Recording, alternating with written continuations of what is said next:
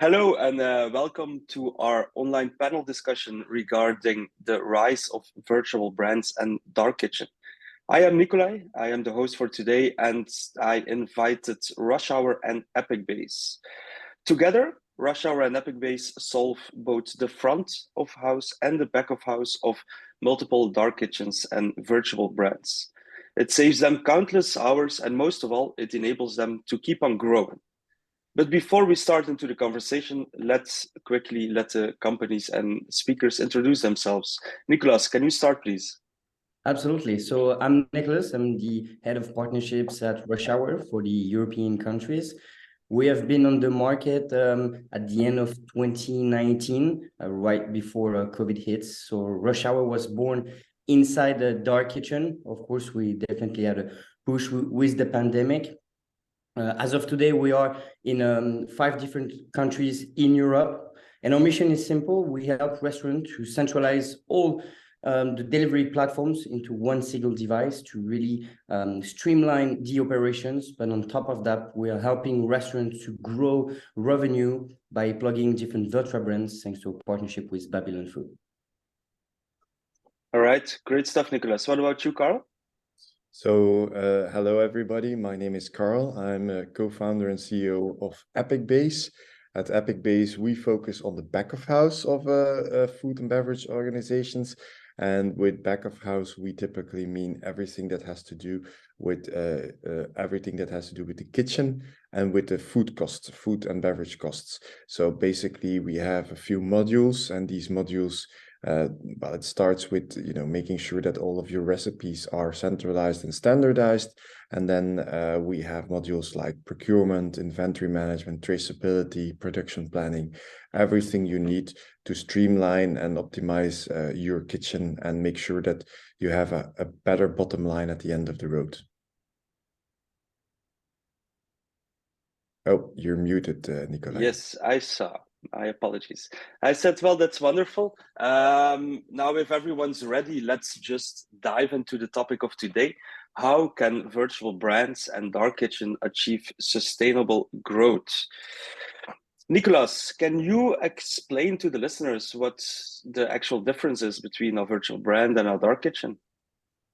Sure. So let's start with dark kitchen. So dark kitchen is the physical location, also known as ghost or cloud kitchen. So unlike a traditional restaurant, the dark kitchen is a commercial kitchen dedicated only to produce food for online sales. So through delivery platforms, think about Uber Eats, Deliveroo, Just Eat, for instance.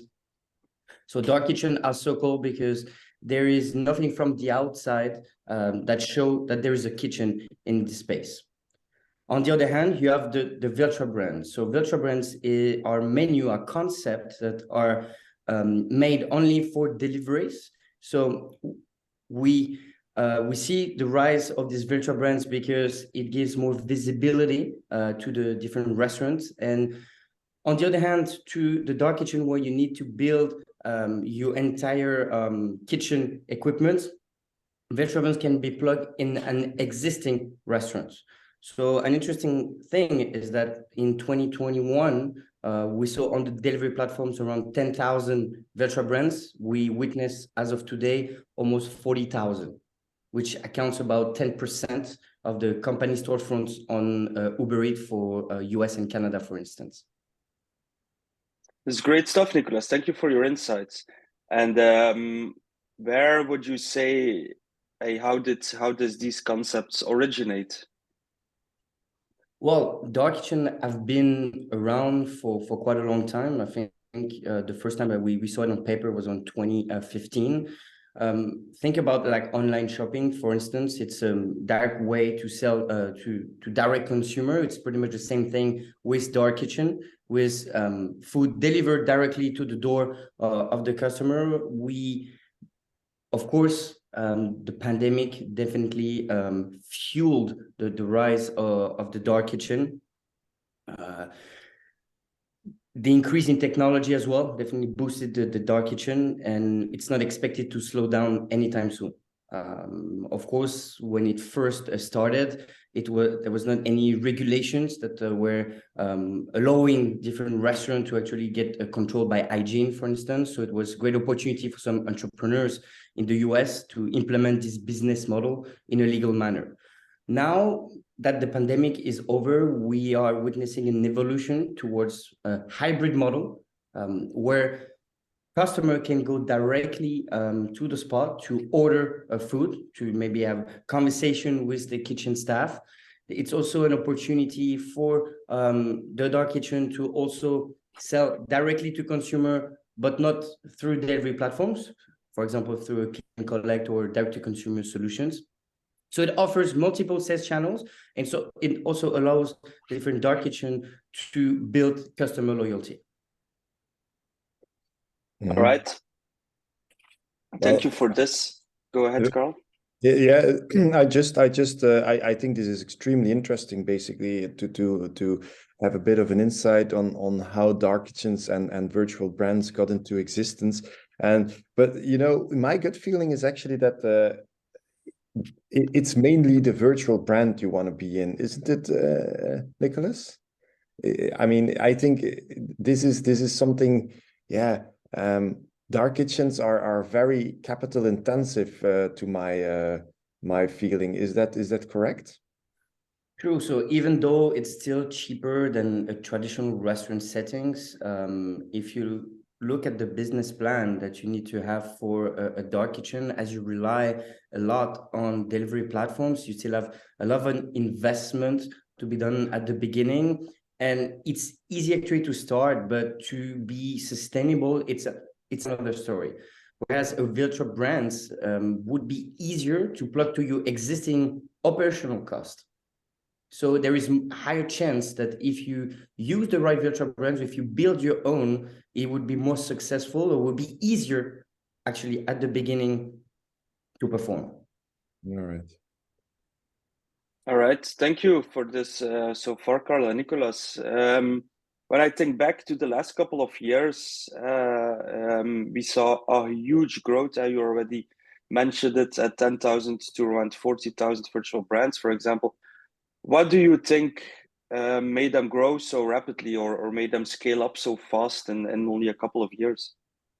Yeah, maybe I can take that question. So I think there's a couple of reasons, and one of them we just already touched briefly upon. I think virtual brands and dark kitchens, but let's say virtual brands are in general a little bit less capital intensive to get started, especially if you already have a restaurant. Then adding brands to your portfolio is something that doesn't need a huge investment. So I think that's definitely, from the restaurant side, one of the reasons why this has grown tremendously.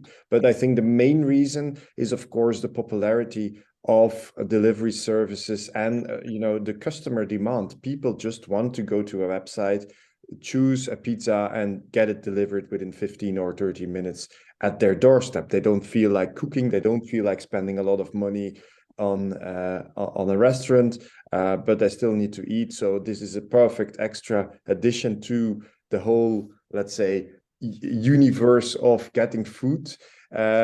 And I think, of course, when there is demand, then there needs to be also people that deliver on that demand. And if there is demand, that means you can earn a good amount of money with this. And I think that's the main reason why restaurants would like to engage or would want to engage in doing this.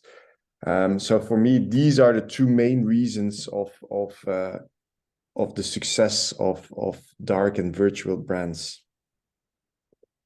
Definitely. And if I can add to this, as you mentioned, it's the beauty and the power of the delivery platforms. It creates great customer experience. You just, through the marketplace, order food, and of course it gets delivered to your door, and you get a nice meal at your doorstep.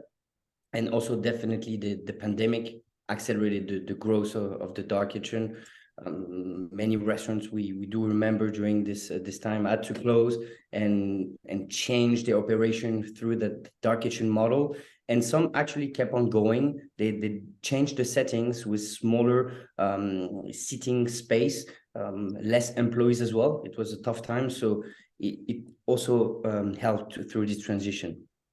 Yeah, actually, I think one thing that we speak a lot about at Apicbase when we implement Apicbase at our customers is that there is a process of change. It's change management, and we talk about it in a pretty company-wise way. But I think what the pandemic did is also a change process. I think people suddenly moved from a largely offline world with an extension into the online world, and now they had to move into this online world, listening a lot to webinars on Zoom, having needing food, and they couldn't go out. So I think this change was forced thanks to the pandemic. It was already happening, as you said, with Rush Hour. You were already in the business before the pandemic. Definitely, the pandemic was a huge gift for all businesses digitally, because suddenly people had to make that change. And I think maybe thank God this had to happen. Not thank God for the pandemic, but thank God for the fact that we suddenly, digitalization was at the heart of everybody's business and everybody's mind, actually. All right. Yeah. Yeah. Now that you're mentioning everything digital, yeah, a virtual brand is also something that's also just, it has a digital presence and that's it. And of course, you physically get the food. But a couple of minutes ago, you were talking about cost advantages, etc. Between a virtual brand and a dark kitchen. Is there anything you guys still like to add to that? And in terms of what are the chances of success, let's say? Well, I think there are three important pillars to consider if you're starting in this business, either the virtual brands or the dark kitchen model, because you are flexible, but it will rely on cost. How much capital do you invest at first to actually operate? The marketing is a huge pillar, and operations. So I think if you balance well those three pillars, that's how you will be sustainable. Even though a dark kitchen may have a cost advantage, bottom line, you still have huge fixed cost, and you may need to buy a lot of equipment. You may need to hire some people as well, even though a telc will help you to streamline this operation. On the other hand, the virtual brands really help and in easier manner to boost sales and reach new customers without increasing those operational costs. Yeah, and also maybe in the virtual brand space, I think there's two ways you can go. I think the dark kitchen space is, I think, pretty particular. I think you need a private equity business or a very capital intense. It's very capital intensive, so you need somebody to put up the hundreds of thousands of euros you need to open up businesses. In the virtual brands, I think there's two ways you can do this. Either you can do this as an independent, and you have you just try and make your way in the Deliveroo kind of atmosphere and make sure that you find a way to deliver to your customers. This is mainly, I think, an extension to your existing customer base. I think, of course, there's people that don't know you that will maybe end up in your place, but in general, I think people will mainly order because they like you and they say, I want to buy you, but I don't want to go into your restaurant. So that's how, as an independent, you could grow a bit of a business and keep on serving existing customers. But then there's this other thing that is happening in the realm of virtual brands, and that's these virtual brands that come out with very famous names. One of those popular ones and very talk of the town things is the Mr. Beast burger. So they're almost trademarked brands, and they are actually offered by a third party. And this third party tries and group actually a lot of independents, and all of these independents produce the same very famous food. And they do a lot of marketing with this. They try to push very famous names, and that is, I think, that's a second way of entering this virtual brand world. It's by making sure that you're part of one of those conglomerates of brands. So you don't need to worry about which food you put on the plate. Basically, it's done for you. They will decide that it's the Mr. Beast burger, or it's one of local famous chefs that have given you the recipe and the food. And that, I think, that's the second way of entering that virtual brand market. But there is a very big, I think, challenge, because if you set into the market a Mr. Beast burger, and I'm sorry, I'm ranting on about this, but if you set in the market a Mr. Beast burger, you need to make sure that each of the restaurants that produce that Mr. Beast burger have the same quality, same taste, same delivery style, and same appearance at the end. And I think that's one of the huge challenges of these virtual brands, is because you could potentially order a Mr. Beast burger in any city around the planet, but is that one in France the same as it is in Belgium or in the United States or in UK? And you could, of course, argue, yeah, but nobody in the UK is going to eat one in France. No, but if you have multiple restaurants in the neighborhood, in the vicinity, that starts doing the same, then it becomes an issue. And I think there is a big challenge for virtual brands, and they need software to have that go well, so that they can disperse the right recipe and they can keep that going in their restaurants. Absolutely. That's we see that popping is the franchising model for virtual brands. So you can create your own, but at the end of the day, you might use an existing one that's powerful on the platform, that already has a great marketing, great brand identity. Virtual brand don't exist just because they want virtual brand. It's because you need to have a complete business case around it. You need to tell a story. A virtual brand has less than 20 items on average on the platform. So it's great because it allows restaurants, and we see that with Babylon Food, to access easily a catalog, a portfolio of brands that you can pick according to maybe the equipments you have, the location. And then also it allows restaurants that are serious, that have already the materials, that have the process, to maybe open themselves to a franchising model, because there are probably restaurants around the city that may be able to proceed to the same food, to offer that to other customers, because they are serious. They have the opportunity basically to plug this brand to their ecosystem. Yes.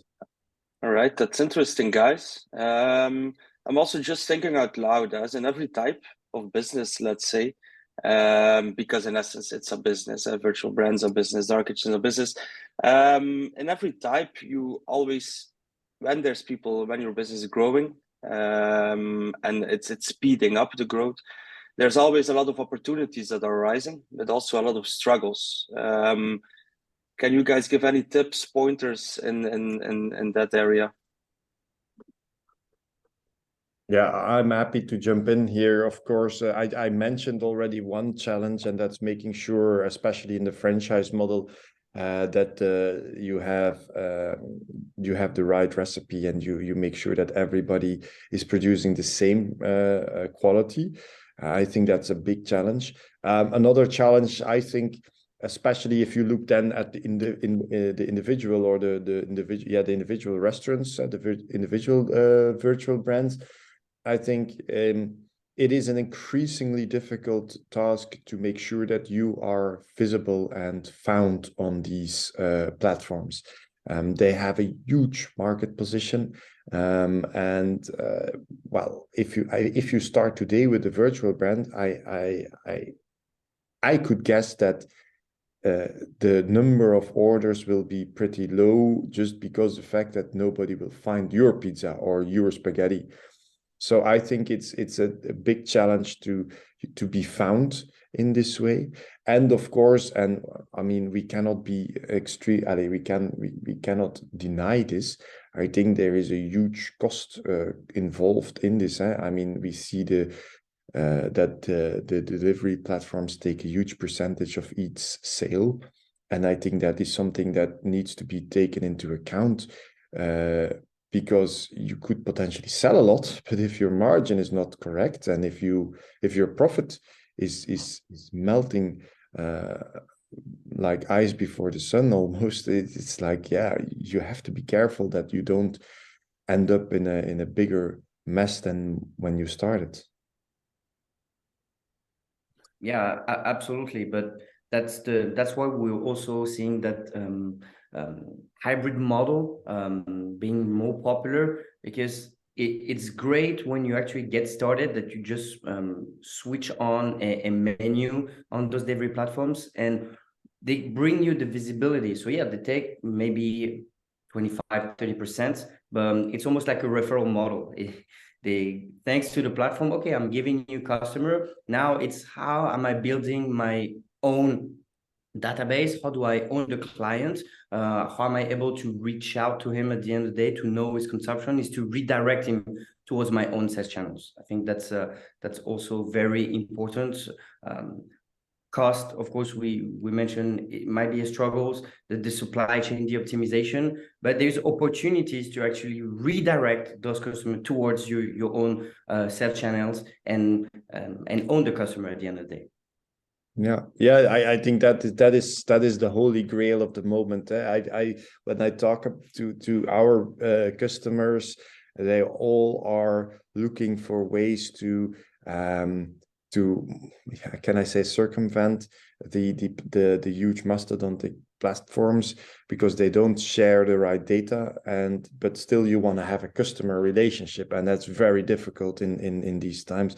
So yeah, I think indeed a lot of businesses are looking for a way to deliver, have the first one delivered through a platform, and then the second one ideally delivered via an own website. And you see that often. I mean, even I myself as a customer, if you go to a website, they say order on our website and you get 10% discount.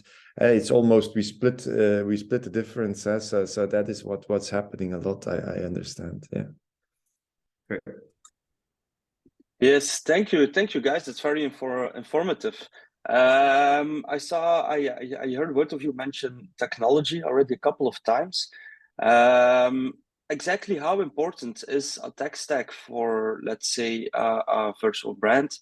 And what would the tech stack look like? What are the big players that are required for success?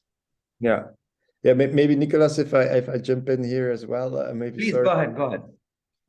But I think there's another thing or one thing that brings these virtual brands and dark kitchen concepts. A good thing is that it is a new generation of entrepreneurs that do this. It is not the typical mom and pop chef that do this. It's really young tech-driven entrepreneurs, and that really want to understand their business, that really want to do this data-driven. So that is a great advancement, and this young generation has understood that understanding data, whether or not it is front of house or back of house, is a competitive advantage, and that is why you want to get a contact with your customer. That is why you want to understand how much food you need to order in order to produce the right amount. That is why you have analytics on the front of house. It's because you understand that if you go the digital way, then you will have a competitive advantage over everybody that doesn't. And then if you look at that, typically what we see is you need 4, let's say, basic segments to cover in your digital ecosystem. And the first one is, of course, and I'm sure you can talk a little bit about that, about the front of house. I think traditionally this was the EPOS, more the point of sales kind of type, but it is transitioning. We have the rush hours now that kind of take that place. The second one is a personnel planning tool. Whether or not you are having a front of house or a front in your restaurant, you need people to execute in the kitchen, in the restaurant, anywhere you need people. The third tool is an accounting tool. I mean, you need to pay invoices and you need to be able to send out invoices and connect to your payment systems. And the fourth one is, of course, the back of house. And this one is often the one that is lagging a little bit. Most people are still working pen and paper in that area or doing it in an Excel sheet. But what we see is a huge evolution there, and an understanding that if you make up a food cost in the beginning of the year, that does not necessarily is the same at the end of the year. I can even say it will not be the same at the end of the year.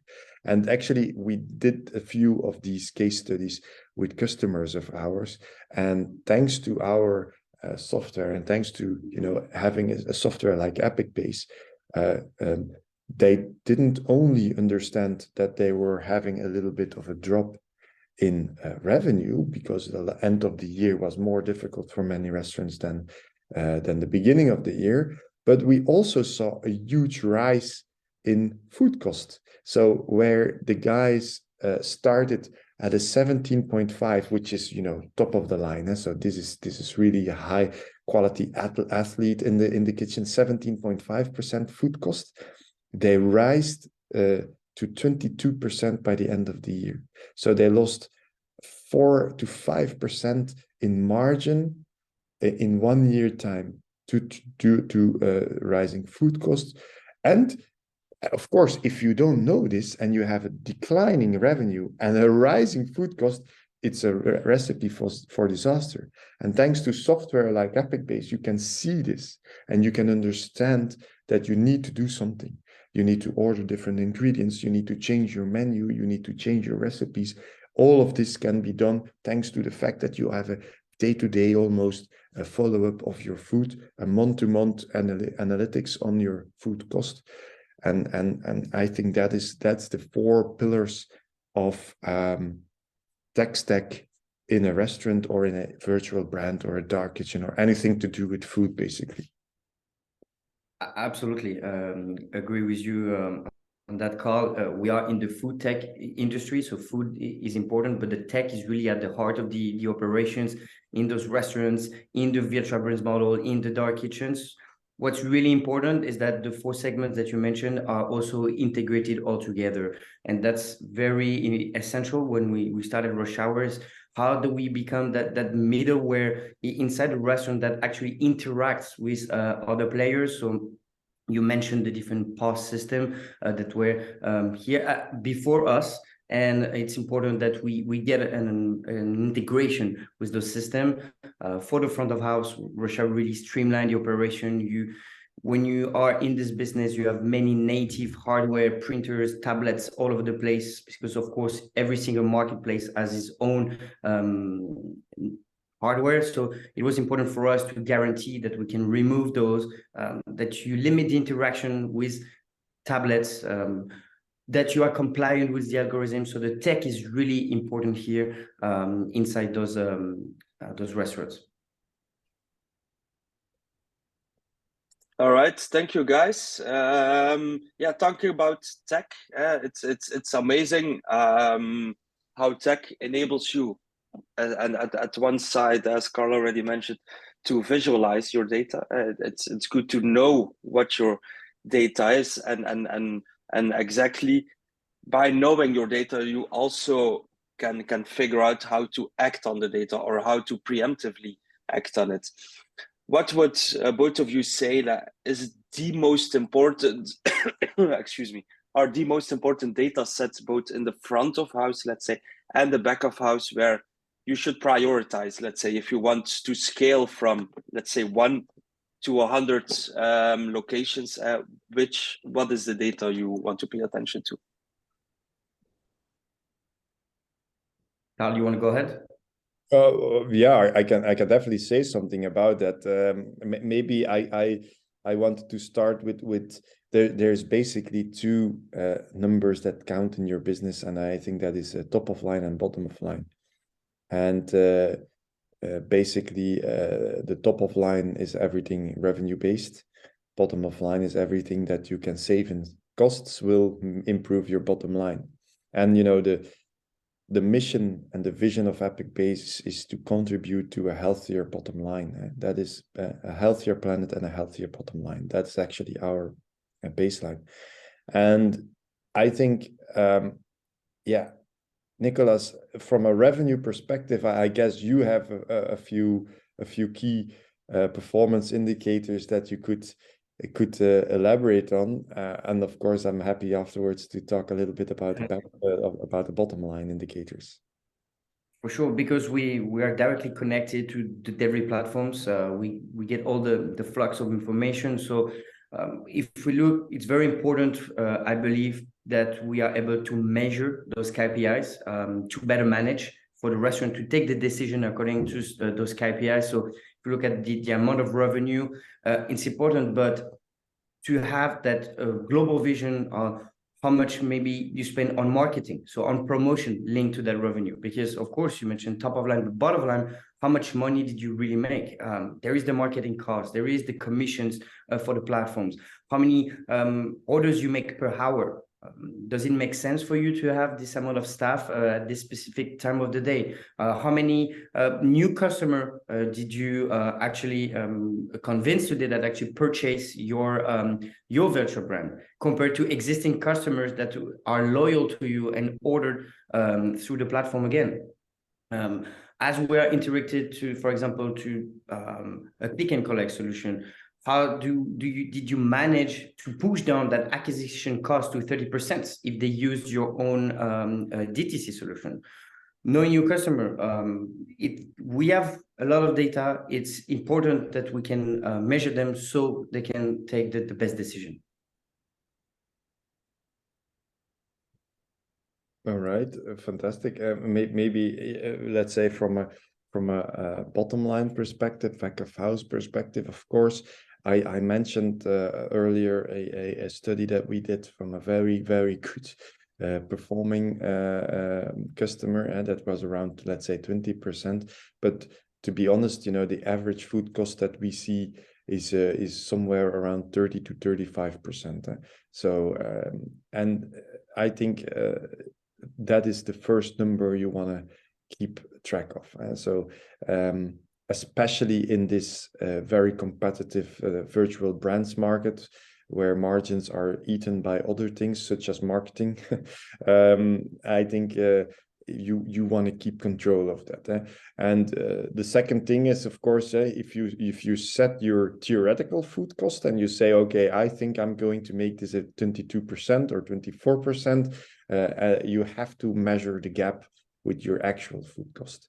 And the actual food cost is basically looking at your orders and actual food cost, and then deduct that or compare that to the theoretical food cost, and then you will see the gap that exists there.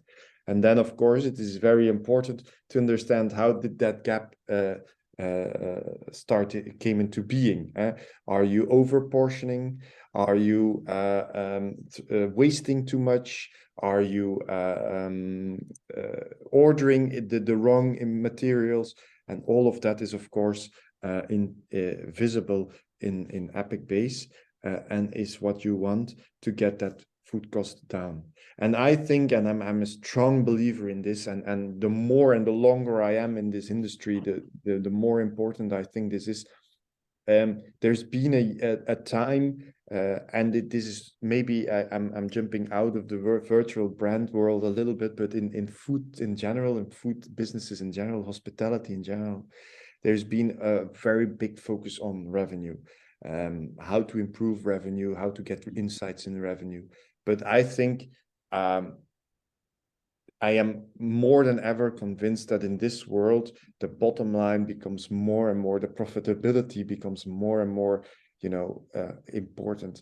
And if you know that you are spending 30 to 35% of every dollar that you make or every euro that you make into food, I mean, it is a no-brainer to try and get that down from 35 to 28%, because that 7% can be used either again into the business with marketing, or you can immediately save this and have profit in the end of the road. So I think, you know, if today there's still people out there that think that the back of house does not need the same attention as the front of house in terms of technology, I think again, because this is really what will make the difference between a profitable and healthy business and one that is struggling to get at the end of the road. Yeah, absolutely. And especially in those difficult times where we saw all the products increase in terms of price, we know that every second matters, but also every cent is very important. So each and every percent that you can gain is bottom line, great value that will be in your pocket, or to be able to spend on other things to be more sustainable in your process. And now we've only talked about hard numbers. We haven't talked about, you know, the scalability of your operations, which I mentioned in the beginning, is make sure that if you scale and if you have more than, let's say, one location you need to care about, how do you get the quality? How do you keep that quality? How do you make sure that, you know, when a customer requests allergen information, dietary information, nutritional value information, that you can deliver this to him without saying, ask the staff at the counter, because there is no counter. So this is something that we haven't, you know, even gone into, and it's also so important to have these operational stuff in place, so you can rest assured that you're not making anybody sick, and that you can you know, just comply to most local laws. All right, we're running out of time now, but it sounds like we might have to do another online event to cover all those points. But let's summarize a little bit. So for today, what have we learned? Let's say it's to achieve a sustainable growth in either a dark kitchen or a virtual brand. It requires a combination of various aspects. So effective operations, that's a big pointer. Branding and marketing being super important to make sure you can make the difference versus your competitors. Effective supply chain management. We didn't cover this in full, but there's also possibilities there. Your cost management on your back of house, and your overall financial management. Those are things, if you want to scale from 1 to 100 locations, get at least 3 to 4 things in order before you really think on scaling. That's the baseline for today. I would like to thank everyone for attending, and we hope to see you in another event. Thank you.